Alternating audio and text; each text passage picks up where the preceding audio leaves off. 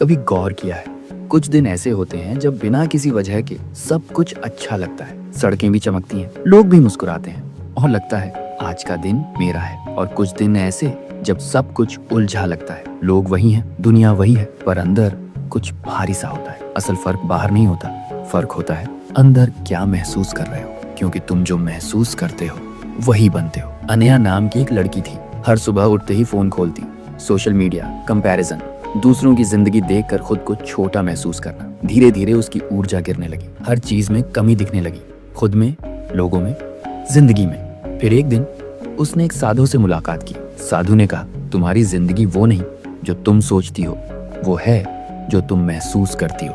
वो उलझ गई, महसूस करना कैसे बदल सकता है सब कुछ। साधु मुस्कुराए, क्योंकि भावना ही तरंग है और तरंग ही तुम्हारा ब्रह्मांड बनाती है। विज्ञान भी यही कहता है, हर भावना एक फ्रीक्वेंसी है। फियर की फ्रीक्वेंसी कम होती है, लव की फ्रीक्वेंसी सबसे ऊंची। जब तुम डरते हो तुम्हारा शरीर सिकुड़ता है, एनर्जी कॉन्ट्रैक्ट होती है, और जब तुम प्रेम में होते हो दिल खुलता है, ऊर्जा फैलती है। ब्रह्मांड उसी तरंग का जवाब देता है जो तुम भेजते हो। इसलिए कहा जाता है feel good to attract good. Aarav एक छोटा बच्चा था जिसे पेंटिंग बहुत पसंद थी, लेकिन हर बार जब वो गलती करता उसके पापा कहते तुमसे नहीं होगा। धीरे धीरे वो डरने लगा। पेंटिंग करते वक्त भी वो गलती के डर में रहने लगा, और सच में उसकी हर पेंटिंग बिगड़ने लगी। एक दिन उसकी मम्मी ने बस इतना कहा, बेटा पेंटिंग को महसूस करो, डर को नहीं। उसने वही किया। इस बार वो हंसते हुए गाते हुए रंग भरने लगा, और पहली बार उसने खुद को खुश महसूस किया।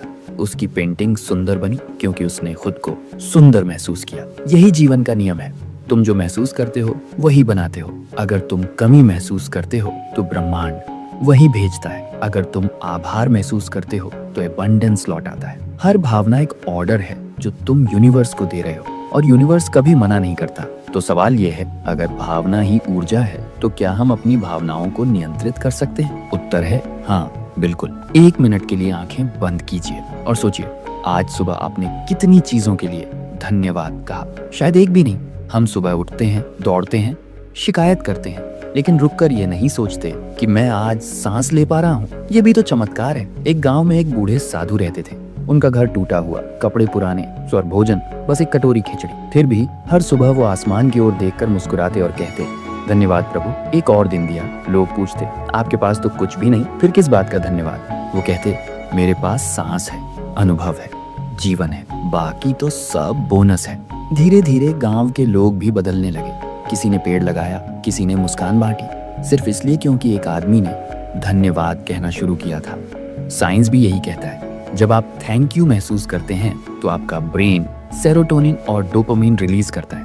वो वही केमिकल्स हैं जो आपको खुशी और स्थिरता देते हैं। मतलब आभार सिर्फ शब्द नहीं, एक फ्रीक्वेंसी है, और जब आप उसमें कंपन करते हैं तो यूनिवर्स उसी फ्रीक्वेंसी पर जवाब भेजता है। अब इसे अपनी जिंदगी में लाने का एक बहुत आसान तरीका, हर रात सोने से पहले बस 3 चीजें लिखिए जिनके लिए आप आभारी हैं। जैसे 1, आज माँ ने प्यार से खाना बनाया। 2, किसी अनजान ने मुस्कुराकर रास्ता दिया। 3, आज मेरा मन थोड़ा शांत था। धीरे धीरे आपका ध्यान कमी से कृपा पर शिफ्ट हो जाएगा, और वहीं से आपकी एनर्जी बदलनी शुरू होती है। याद रखिए, ग्रैटिट्यूड वो पुल है जो चिंता से शांति तक ले जाता है। जब आप धन्यवाद कहते हैं तो यूनिवर्स मुस्कुराकर कहता है, अब मैं और भेजता हूँ। इसलिए अगली बार जब आपका दिन कठिन लगे तो बस एक पल रुकिए और कहिए, धन्यवाद, मैं अभी भी सांस ले रहा हूँ। वहीं से हीलिंग शुरू होती है। थोड़ा रुकिए, बस एक गहरी सांस लीजिए, अभी इसी पल, धीरे से अंदर और धीरे से बाहर। क्या महसूस हुआ? थोड़ी शांति, थोड़ा खालीपन। यही है एनर्जी रिसेट का पहला कदम। अदिति एक सिंगल माँ थी। काम, घर, जिम्मेदारियां, सब कुछ उस पर था। एक दिन ऑफिस में किसी बात पर झगड़ा हुआ, और जब वो घर पहुंची तो उसका गुस्सा बेटे पर फूट पड़ा। रात को उसने महसूस किया, मैं अपने बच्चे पर नहीं चिल्लाई, मैं अपने भीतर के तूफान पर चिल्लाई थी।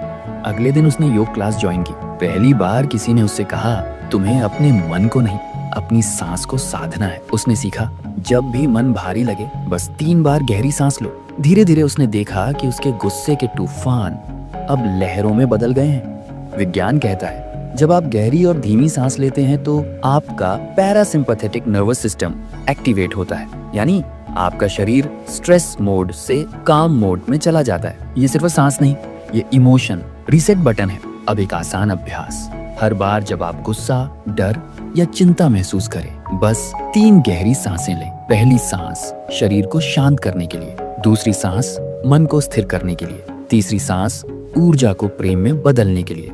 बस 3 सांसें और आपकी फ्रीक्वेंसी गिरने से उठ जाती है। याद रखिए, emotion equals energy in motion और मोशन का पहला कदम है ब्रेथ। जब आप सांस को नियंत्रित करते हैं तो आप अपनी भावनाओं की दिशा बदल देते हैं और जब भावनाएं बदलती हैं तो आपकी पूरी रियलिटी बदल जाती है। सांस वो दरवाजा है जो आपको स्ट्रेस से शांति, डर से विश्वास और कैओस से क्लैरिटी की ओर ले जाता है। विज्ञान भी यही कहता है, जब आप किसी चीज की कल्पना भावनाओं के साथ करते हैं तो दिमाग असली और कल्पना में फर्क नहीं कर पाता।